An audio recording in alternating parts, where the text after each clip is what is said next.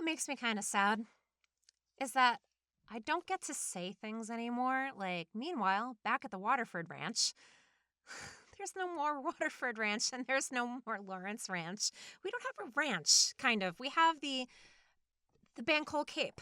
Meanwhile, back at the Bancoal Cape. Was it even a cape? I don't even remember. So June's back home, and Luke and Rita and Moira are there, and baby Nicole, who is squawking in the background, and they all ask her how it went. And she's like, shitty. It ain't great. None of it was great. And Luke, bless your heart, he's trying to make her feel better. He is. But the look at the bright side talk, dude, no, it's not working. I'm sorry. I've given Luke a lot of passes in the past for not really like knowing what to say, but god damn it, dude, let her have her disappointment for a minute. This is a blow. This is a blow. Let her just have it. I'm sure it's uncomfortable seeing her so pained and so deflated and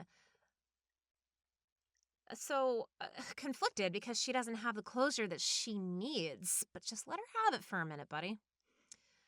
We all know that I will go to bat for Luke all day, every day. But here, absolutely not. I agree with you entirely on this. Like, trying to be an optimist in this moment is the easiest way to drive a wedge between them. Because, like, he's trying, but he just doesn't understand her anger, and he doesn't understand the need for someone to, like, marinate in that feeling of disappointment and anger. Like, just let her have this and say, like, just be there. Just be quiet. Just be silent. Maybe take a page out of Nick's book, The Man of Few Words. Yeah. You're so right. Yeah. Just be quiet, Luke. Also, 1 minute. Fun little thing that they did here when when Luke asked, how did it go? And June said, it sucked and it's over. And immediately after she said that, the kettle whistle blew. I like that too. I know. Yeah. She's absolutely steaming. Mm-hmm. And she has every right to be. Luke, read the clues in the room, bro. This is one of those glaring times that, and I know that Marjorie's always been Team Nick. June needed Nick in this moment. June needed quiet, reassurance, and to just let her work through her emotions. She doesn't need the shining optimist. She doesn't need the, you're here, Nicole's here, that's a miracle. No fucking shit, dude. We all know that. But working within the construct of what we have, this is a massive disappointment. And also a threat to her safety. And it means that she'll never have the peace. It means that she will never have the peace that she so deeply craves. So give her some time to process that. Oh, God, it just pained me. I was like, buddy, this is not what she needs to hear.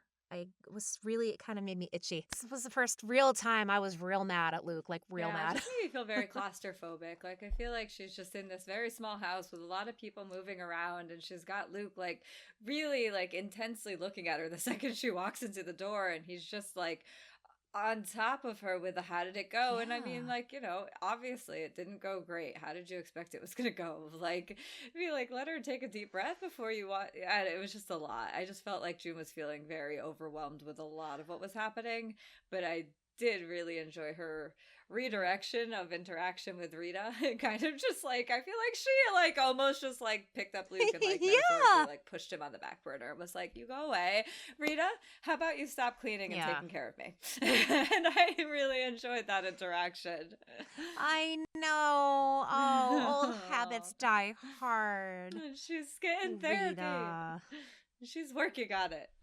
Yes.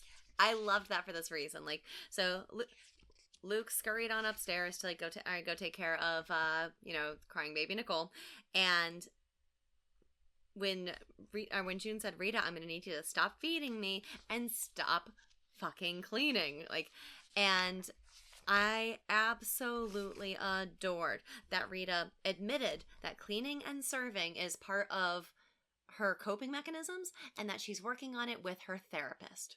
Like, that for me was like, there was so much in that line. Like, first off, Rita's going to therapy. Amazing. That means that like we now have confirmation that all of the victims and all of the refugees from Gilead at least have some sort of access to therapy. Like I feel like this is like one of the first like times we really heard a mention of that from one of the survivors.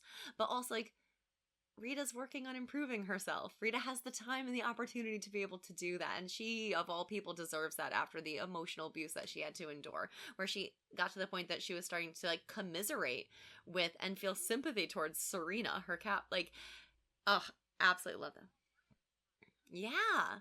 I also love that, like, 30 seconds later, Rita is learning how to set boundaries for herself as well, which is something that she wasn't afforded an opportunity to do being a Martha. Her boundaries did not exist. She was at the beck and call of everyone else in that household. And when Moira and June are going back and forth about whether or not June should go to Geneva, Rita just puts her foot down, prioritizes her mental health, and just says, leave me out of this. Well, when Moira is talking, okay, hold on. While this conversation is happening, Moira has been on the phone the whole time, and you can hear her. She's loud. This is not muffled background noise. This is Moira in her what the fuck voice, replying. And then she gets off the phone, and Moira is positively incensed. Like, she can barely get the words out. Like, the words, when she says them, it's like they're bubbling out. She says, Waterford is going to Geneva. They're flying the prick to Geneva for his immunity hearing. And then he's a free man. They'll set him up wherever he wants with that fucking Viking-ass wife. Thank you, Moira. That was the comic relief I didn't know I needed. Oh, how I cackle laughed. Thank God. That was amazing. And then the conversation goes from here, and we're reminded that Moira is in this too. Like, Fred also victimized Moira, and I think that sometimes we do forget that because we didn't necessarily see it. But it's been spoken about plenty of times, and Moira also has a grievance against him. So does Rita. But Moira's approach is a little different. Moira is like good and pissed. Good and pissed. I think Rita is like, I'm gonna work this out in therapy over here. And Moira is like, I'm just gonna sit here and be all sorts of pissed off about it right now. With Rita, I love that she acknowledges, like, because I had said it's very similar, her cleaning and like Marthaing is very similar to Lydia when she pulled out that needle point of like, you just like, when something gets tense, like you just have to do something with your hands. And for Rita, that default is going to be to clean, to serve, to Martha in some sort. But I really appreciate, right? But I really appreciate that she hasn't defaulted to Martha-ing or serving the Waterfords in any way. Like, that is a real clear boundary that she's like, no, yeah, like, she's caring for June, but she's like, yeah, I'm working on it with my therapist, but also, like, I love you and I care for you, and, like, I want to get you some tea. So, like, let me just take care of you in this moment. Whereas with the Waterfords, she's like, fuck no, I'm not going there. Like, the clear separation boundary and a real wall put up of like, she's just done with them. When she said goodbye to Fred and said, I am done with you people, she meant it, and she's sticking to it, and it's so nice to see. And then you, like you said, you have the flip side of Moira, who is very pissed and very indignant of how this is going down. And you're right, like, she has been victimized by Fred as well, but June also obviously victimized by Fred. Her reaction is different, and it's cool because it's the first scene that we've seen of season 4 Moira that is reminiscent of like season 1 and 2 Moira that we see in these flashbacks. Like that is the Moira that June remembers. So to see a glimpse of her, I feel like June appreciated that. Like, seeing her get upset and get angry felt good for June, at least because it kind of brought them on the same plane.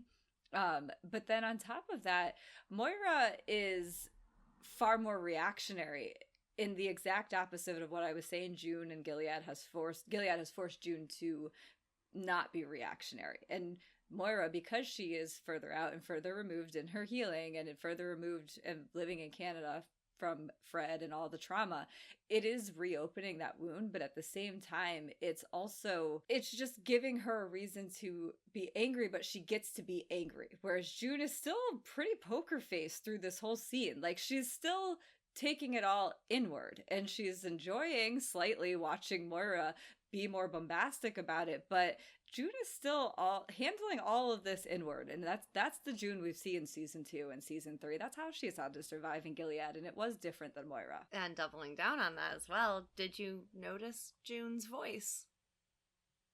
Oh, did it do that thing? She started doing the soft, breathy, slightly cutesy voice, which is what June did in season 1 and season 2 and season 3 when she was trying to compose herself, determine what her next call of action was, and steel herself against like something that was making her fuming. She reverted back to those old like defense mechanisms, and like at first, like the first watch, I didn't really notice. I thought like it was just like her being like trying to like be defeated, like trying to calm down, but also feel defeated. But then like in subsequent watches, that like, well, I just it was slightly breathy, and I'm like, this is the same voice that you've used with Fred. This is the same voice you used with Larry, and Larry specifically called her out on it and said, "Does that shit work with Fred?" Yeah, she's placating Moira in the way that she's placated these other men in her life. Mm-hmm. This strong, domineering personality that she understands that like anything she says at this point is not going to be effective. Conversely, when she was talking with Rita, she went, "Rita, I'm gonna need you to," and like was much more like her normal tone of voice. You know what I thought was interesting too is so Rita with her cleaning thing, she's definitely like a comfort presence. I really love Rita's presence. Rita is instantly soothing, and I appreciate the shit out of that. And you know what I thought was kind of interesting is how June almost seems like she has reached, I don't know, almost like mythic levels of status in Moira's head. For Moira to say, they can't do that, you're June fucking Osborne. The lady that got 86 kids out of Gilead, who kills commanders for funsies and orchestrates all these things, who was on the other side of that, line, like, getting shit done. I think Moira does really respect the shit out of what June has done. So this is really like a personal affront to her. Like, hold on a minute. My girl who has pulled off some epic shit can't put this motherfucker away? And I think at that point, that's when she was like in overdrive, like, that's it. We have to do something. Now I have to do something. We are fundraising and you are going to Geneva. And that's that. That is not June's way. I knew when Moira said, you need to go to Geneva, I knew June was thinking, I'm not going to Geneva. She was holding that coffee cup. I said, I think on Twitter when I was live tweeting, I'm like, she's not going to Geneva. Moira hasn't had powerful leaders look her in the eye and tell her that her suffering doesn't matter. Like, that's an experience that June has had over and over and over again.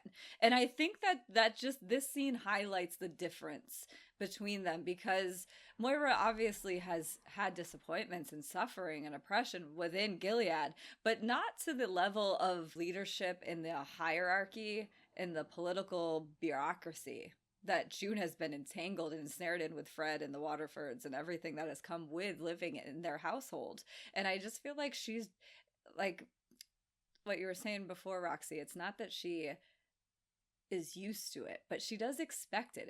It doesn't surprise her in the way that it enrages Moira outwardly. But June has to take that and find a way around it, because that's what she's always had to do, is accept that that's the reality and then find another path to, in this case, seek justice for herself, because Tuello and company aren't going to do it for her. I love that point that you're making. I also want to play off of that as well. Do you think that Moira's outward anger is partially because people that have been in Gilead that have experienced the same or some of the same of what June has view her in a completely different light than everyone else, because they understand the trauma and they understand what she was able to accomplish within that trauma, whereas everyone else, like, the fact that people are still willing to negotiate and work with Gilead says that they've done a fantastic job with, like, on an international scale of making things seem not quite so bad. So maybe like, I kind of almost get the feeling that like no one else is as enraged as the people that have been through it with her in Gilead, because no one else understands the scope quite as fully, or perhaps thinks that there's like, it couldn't have been that bad. I don't know whether or not that's real, but that's just sort of like an undercurrent of what I've kind of been noticing. Yeah. Yeah. Well, it goes back to that opening scene at Jezebel's when I was saying, like, if you take away the monologue, it doesn't look that bad because that was how June was conditioned to make it look, and Moira and everyone else that lived there. And Fred and company, the sons of Jacob, but Fred as their leader of Spin Master was really good at making it seem like it's not that bad. I love in the end, I'm going to jump ahead, but it's the same thing of Fred and his Spin Master of, he said in the testimony when June gets to give her like real in front of everyone testimony, the lawyer and then Fred doubled down on the fact that June had a choice. And it's like, she didn't really have a choice. That was, again, they're taking something that was not at all the reality and flipping it and spinning it and presenting it as a completely different reality. Sound familiar in the United States in the political sphere? Of course. But then she does it at the end to him, and it felt so good when she shows him the whistle and the gun and says, make a choice. And she's not really giving him a choice, but that's exactly the not choice that she had between Handmaid and Colonies. And so I don't remember what the beginning point was, but you know, hopefully that tied it up succinctly. I don't know. I like the end point. We get camera deadpan stare number 4. It's so many. And again, like exactly like you said, Marjorie, it's always at these points that like you know that she's internally fuming. She is about to combust. And this is just her sort of like, okay, this is where we are. Just stare dead ahead and steel yourself. Yeah, she's channeling Offred. She's going to say later that she missed her, but that's what she misses about her, is that, you know, because Moira is seething and different and it looks all different, but at the end of the day, June knows that she's not going to do anything about it. Like she's not going to be effective in any way that's going to feel good for June. But Offred would know how to maneuver a way in which she will be able to get what she wants. And I feel like that's what June is doing here as she steals herself. And because she's stealing herself, she's finding a way in which she can get a different outcome. And it's not going to Geneva because she already knows that that's not going to do anything. They've already made up their mind, but she has other options. And that's what Offred was always so good at, was finding other options.